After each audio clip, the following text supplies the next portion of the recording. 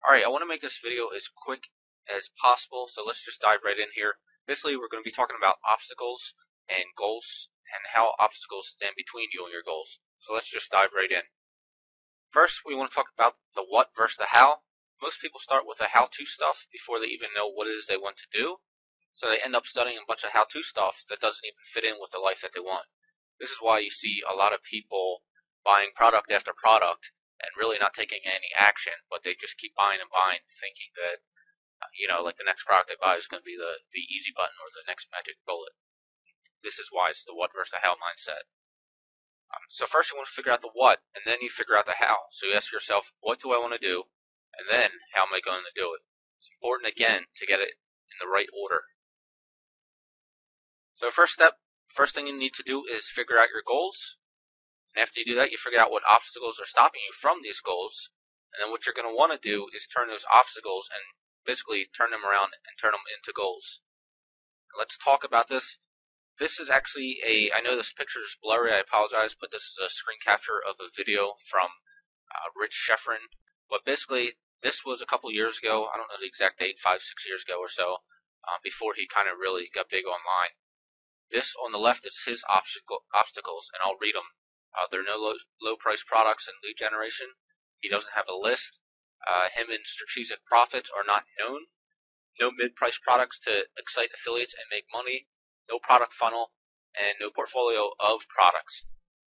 So those were his obstacles, and on the right, I blanked them out on purpose, and you'll see why, because I'm going to go back to them in a minute or so. But so basically what he is takes the obstacles, and then on the right, he turned them into, basically shortcutted them, and turned them into goals. And again, I'll get to that in a second. So I want you to ask these questions. Why am I not hitting my goals right now? What are the fewest things needed to reach my goals? How do I make those priorities? And then finally, what's the right sequence? So basically, you want to figure out and get a list down and prioritize, but you want to make sure it's in the right sequence so you're doing things the right way and not spinning your wheels. So let's look for shortcuts and talk about that. So you want to ask yourself some questions like, what if my goal was 5 times bigger? Then what would I change? What if I only had 1/4 the time? What would I change then? Can I combine steps or skip steps? And are all these steps necessary? Kind of goes in with the third one there, skipping steps or just combining them. Again, we're talking about shortcuts here, and it's all going to make sense in a second, so hang in there. So why do you do this? It's about doing the least amount of work possible while still reaching your goals. This is why you look at your obstacles, and then this is why you do all this and turn them into goals. So let's go back to that picture and talk about proof. All the obstacles were solved with, and I'm going to remove those black boxes in a second, and then the lack of products was solved by. So let's see what his shortcuts were. As you can see here, those first couple of obstacles on the left, the no low price products and lead generation, not having a list, and not being known, he solved all that with a great free report.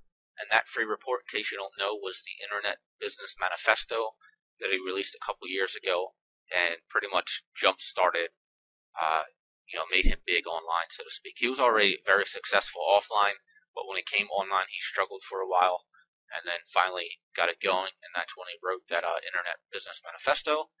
And then the rest of the obstacles on the left, 4 through 6, no mid-price products to excite affiliates and make money, no product funnel, or portfolio of products.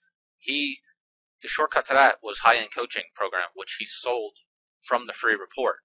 Now, the free report wasn't a sales letter, but of course, you know the deal. You've read a free report, and then at the end, you kind of talk about, how you're selling a product, or in his case, a high-end coaching program.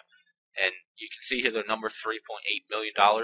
He made that, I think it was in about 30 days' time. So not too bad. All pretty much from the free report. So what to do next? I want you to take a few minutes to fill out the following: strengths, your passion, resources, and opportunity. And just to give you an example of what I mean, my strengths are confident, outgoing, easy to talk to, and I'll just leave it those 3 so my head doesn't get too big and the microphone falls off. But passion for me is marketing, sales, and helping people, as you're probably gathering from what I'm doing here. But I just absolutely love marketing. I think about it literally from like the minute I wake up until I go to bed at night. That's pretty much all I think about. It's kind of bad at sometimes because I can't turn it off. But I'm just extremely passionate about marketing, sales, and helping people. Resources. This I could have listed a million things here, but they're kind of the silly ones. Internet large list of marketing courses, things like that. I don't know if that's the best example, but you get the idea. An opportunity. You take those three that I just went over, and it's kind of blatantly obvious here because we're obviously talking about offline marketing, things like that. But my 1 through 3, those answers kind of lead to the obvious, which is help other business owners grow their business. You might call that an offline consultant, marketing consultant, whatever, but you get the idea.